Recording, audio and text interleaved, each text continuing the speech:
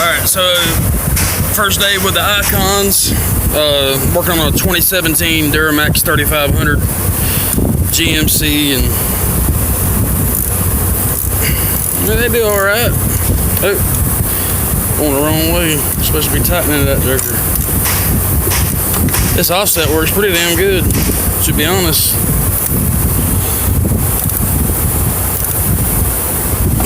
Everything torques down really good. I've used a 15, a 14, a 13, a 10, and the 17. Tighten the sensor down.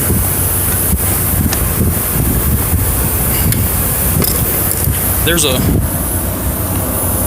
heat shield that goes over that banjo. See that banjo? I had to replace that fuel line to the right on that banjo. There's a heat shield that went over it, and it worked just good. Got up in there, took it out for me. Everybody in the shop thinks that they're Snap-on, but they're not. I'm talking to you.